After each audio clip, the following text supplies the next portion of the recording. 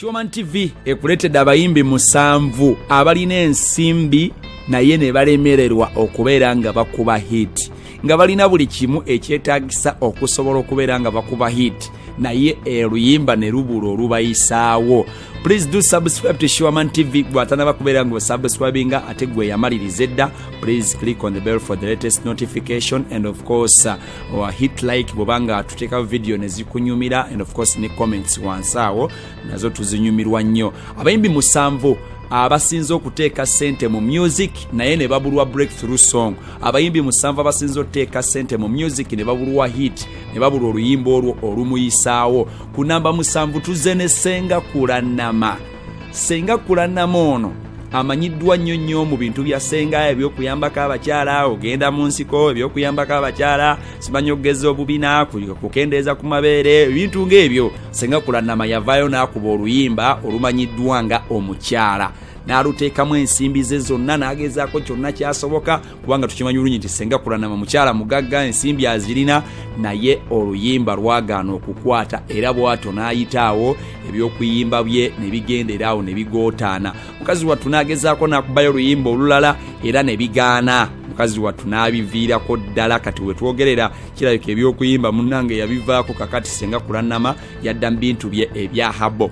Ku namba 6 kuliko omukyala amanyiddwa nga Jackie Kizito.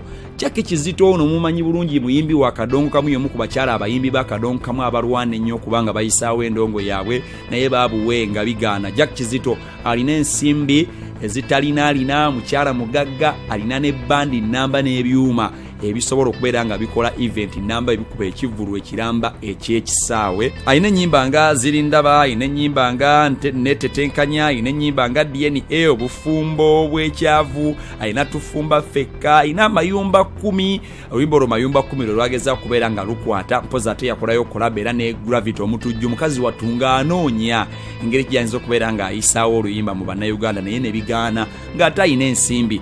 Jackie Kizito ali ku namba 6. Ku namba 5 tukuteereddeko omukulu amanyiddwa nga Bad Black. Bad Black abamu amuyisaako amaaso. Omukazi oyo naye yali muyimbi byagaana buganyi, tewali kyatagezezaako Bad Black, just ebintu bigaana buganyi naye nga ye buli kimu akigezaako. Tumumanyidde nnyo eri mu kuwemula n'okuvuma abantu naye n'omuziki mujjukire yagukolako kubanga tukimanyi mu 2016 yakola oluyimba olumanyiddwa nga Mad God, ng'ensimbi azirina nga yakamala okubba n'omuzungu naye ebintu ne bigaana. Mukazi wattu n'agezaako kyasobola ne bigaana.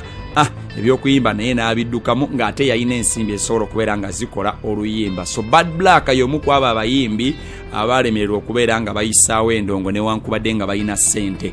Mu kifo ekyokuna mulimu omukulu amanyiddwa nga VIP Jemo. Jemo ono olugambo lugamba nti famire yaabwe erina ku nsimbi, famire yaabwe erina mu kumaja, wabula VIP Jemo alwanye nnyo okubeera ng'ayisaawo oluyimba naye bikyagaanye. Yakuba akayimba ne Fefebusi akayitibwa Nakikutte ne kamutwazaako, n'akuba sima, n'akuba kanvuge. Buyimba abadde agezaako bukuba naye ng'abuliddwa oluyimba olumuyisaawo olumuwanikira ddala waggulu naye atandika okubeera ng'anoga ku nsimbi. Newankubadde nga bambi yajjira mu kifaananyi ekyokuba nti ayimba ennyimba ezaagala okwefaananyiriza eza Fikfa Maker. So ndowooza ze zimu ku nsonga oboolyawo naye ng'ensimbi aziyina ate ng'asobola n'okuba nga promotinga music naye oluyimba olumuyisaawo lukyabuze.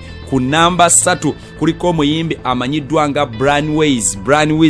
Abasinga ndowooza mumuyita Branways. Ono omuyimbi Munnayuganda era nga musajja wattu agezezaako nga bw'asobola for a long time okuba ng'akuba oluyimba oluyitawo naye ebintu bikyagaanye. Akoze ennyimba ez'enjawulo, alina ennyimba ng'ayagala, weekoleekole byonna n'effiye, alina bino na biri, alina ennyimba ezirina vidiyo ez'akabi kati nga kikola, weekole byonna bino na biri, njoya birya, ennyimba ez'akabi nga zirina ne vidiyo ez'akabi. Ali wansi wa management emanyiddwa nga Under Events eyali akola ne ba B2C. So naye musajja wattu alwanye newadde ng'ensimbi weeziri, vidiyo bakola nnungi, promotion bakola naye bannayuganda bakyamuganye. Branways alabika Katonda alina kumala muviirayo okkuba oluyimba. Ali ku namba 2 bamuyita Prince Omar. Prince Omar ono mwenna mumanyi bulungi nnyo, omusajja yakola vidiyo emanyiddwa nga Timaya ng'ebalirirwamu kumpi emiliyoni za Uganda nga 10.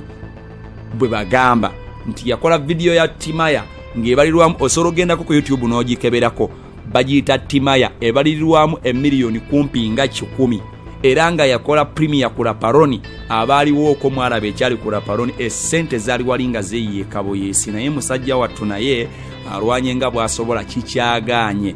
Omukulu ono Prince Omala kigambibwa okuba nti alabika y'omu ku balangira b'e Busoga eyo Simbi Zibayitaba. Kola oluyimba ne Dadandwe ne John Black olumanyiddwa nga Kyoyoya, kola oluyimba ne Lilia Jasmine olumanyiddwa nga Sing For Me, ayina Balage, ayina Aleluya, ayina ennyimba nnyingi, ayina oluyimba lwenkugambye olwa Timaya naye musajja wattu akyawuliddwa oluyimba olumuyisawo bannayuganda okubeera nga bamukkiriza. Ku namba emu atopolinze namba emu bamuyita Hanson Baliruno. Please do subscribe for the latest notification. Bamuyita Hanson Baliruno yakulembedde mu bayimbi abagezezaako kye basobola mu ngeri yonna ng'ate balina ssente oluyimba olukyamuyisaawo eri bannayuganda lubuze. Hanson Baliruno musajja abaddenga obulamu bwe bwonna abeera Bulaaya ng'abeereyo Sweden wabula tetumanyi kyatuukawo. Ab'eŋŋambo bagamba nti yavaayo ng'alina amabanja ng'alina banyazenyaze n'addukira e Kampala okubeera nga yeeyiiya naye olwo lugambo bugambo wabula ekiriwo kiraga nti y'omu ku basajja abafa Sendongo ng'ensimbi azirina asobola okukola oluyimba lwonna lwayagala n'omuyimbi yenna ne vidiyo yonna gy'ayagala ey'ebbeeyi asobola ogikola. Akoze ennyimba eziwererako ddala, alina oluyimba ne Wizo, alina oluyimba ne Chameleon, akoze ennyimba kumpi na buli muntu gw'awulira gw'asobola, akoze oluyimba ne Nina Rose, akoze ennyimba n'abantu ab'enjawulo naye nga breakthrough ekyagaanye yakola oluyimba Tondekangawo ne Dr. Jose Cameron lwe lwalabika okuba ng'olwali lwagala okuba nga luyitawo naye musajja wattu naye bintu bikyagaanye wadde ng'ensimbi azirira. So Hanson Baliruno ali ku namba 1 ku bayimbi abagezezaako okuba hit ebintu ne bigaana newankubadde ng'ensimbi balina eziwera. Don't forget to subscribe bw'oba olina kye weebuuza kyonna kyoyagala owabulamu wansi mu comments. Please do subscribe and then click on the bell for the latest notification. Showman TV ekuleetedde abayimbi 7.